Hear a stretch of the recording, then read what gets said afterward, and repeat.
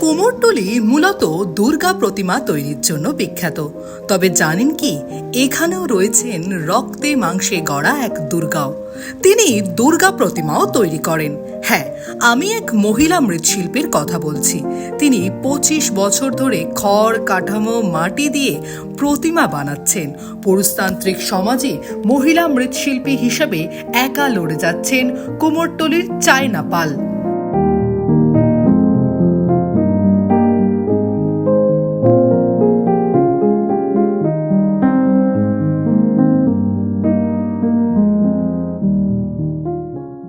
আশির দশকে দুর্গাপুজোর ঠিক 10-12 দিন বাকি থাকতেই হঠাৎই বাবা মারা যান। তখনও বাকি প্রতিমা তৈরির একাধিক কাজ। হাল ধরলেন 22 বছরের তরুণী। কোনোভাবে সেবারের পুজো উতরালেন চায়না। এরপর বাবার ফেলে চলে যাওয়া গোলা থেকেই শুরু হলো মহিলা মৃৎশিল্পীর পথ চলা। শেখেন কাঠামোর আকারে খড় বাঁধা, তারপর তাতে মাটি লেপা কিংবা রং করা।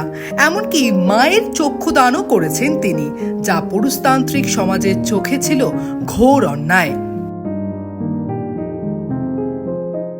পুরুষ মানুষদের কাজটা এই ব্যাপারটা খুব ভালো, কারণ মহিলাদের পক্ষে অনেক অসম্ভব আছে। যেমনি কাটমা করা, মাছ ফাটানো, এইগুলো তো মহিলাদের দ্বারাই হয় না। এগুলো সবাই যারা স্টাফেরা থাকে করে।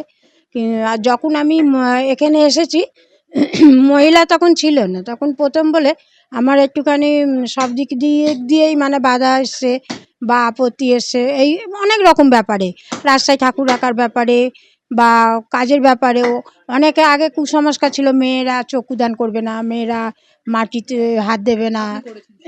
আমি করেছি। তা সেই সব বিষয়গুলো ছিল। তা কিন্তু যে কোনো কাজের ব্যাপারেই হচ্ছে মানে এগিয়ে যেতে হবে, পিছিয়ে গেলে হবে না। এইটা শুধু মাটির কাজ বলে না, সব কাজের ব্যাপারেই পুরুষ হোক ও মেয়েরা হোক, প্রথমে আসতে গেলে তাদের একটুখানি সব কিছু মানে বাধা বিঘ্ন সব কিছু আসে। সেইগুলো অ্যাভয়েড করে চললে তাহলে সেটা স্থায়ী হয়ে থাকে।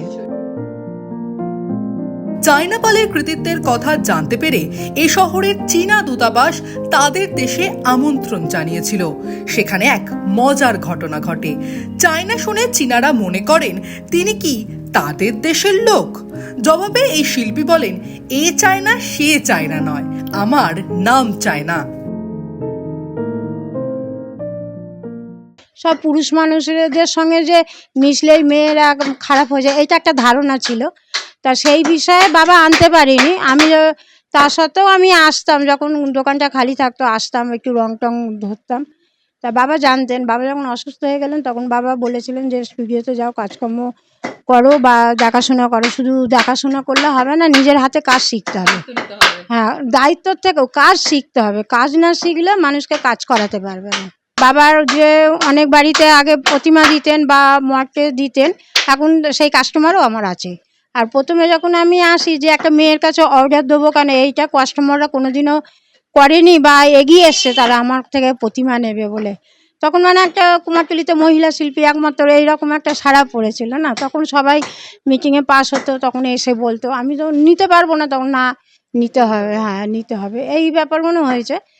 আর আমি অ্যাকচুয়ালি প্রতিমা যখন করতাম তখন অনেকেই বলেছে আর্টের কাজ করো, অনেক হ্যাঁ থিমের আর্টের মানে গোলমুখে যে আর্টের, হ্যাঁ ছবি দিত সেরকম বানানো। তো আমি কোনোদিন করিনি। বাবা যেহেতু অ্যাকচুয়ালি প্রতিমা করতেন, সেই ভাবধারাটা আমি এখনো পর্যন্ত বজায় রেখে চলেছি। আর আমি কোনো ভুল করিনি এই কারণে যে প্রতিমা অ্যাকচুয়ালি প্রতিমা এখন প্রতিটা স্টুডিওতেই হচ্ছে।